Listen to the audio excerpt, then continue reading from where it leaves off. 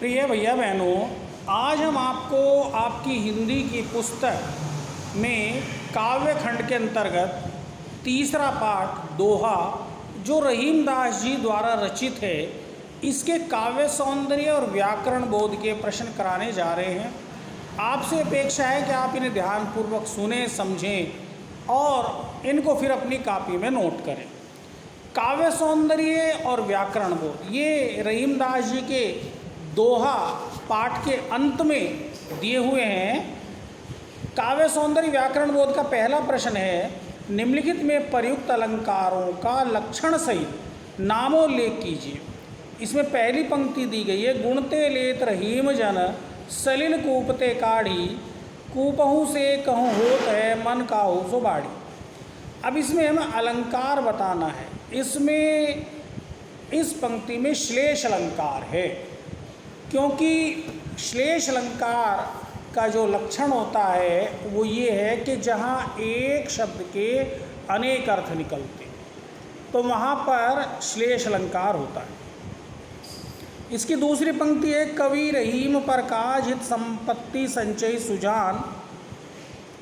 इस पंक्ति में हमें अलंकार बताना है। इसमें अनुप्रास अलंकार है, क्योंकि इस पंक्ति के अंत में संपत्ति संचय सुजान, इसमें सवर्ण की आवर्ती हुई है।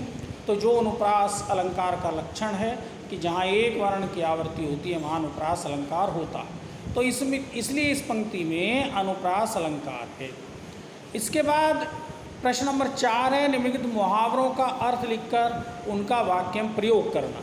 अब इसमें सबसे पहले हम मुहावरा लिखेंगे, दूसरी पंक्ति में इसका अर्थ लिख देंगे और तीसरी पंक्ति में इसका वाक्य प्रयोग करेंगे। ये मैंने आपको PDF में लिखकर भेज दिया है।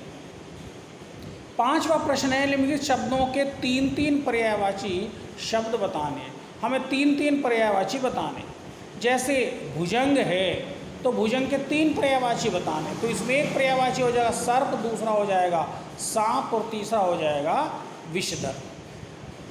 ऐसी ही मछली है, मछली के पर्यायवाची हो जाएंगे मत्स्य, मीन और जल में रहने वाली। ऐसे ही फूल है, फूल के पर्यायवाची सुमन, पुष्प, कुसुम। आँख के पर्यायवाची हो जाएंगे अक्षी, नेत्र, नयन। तो ये इस प्रकार से पर्यायवाची शब्द हमने बताए हैं आपको। तो इन्हें आपको अपनी कॉपी में लिखिए। धन्यवाद।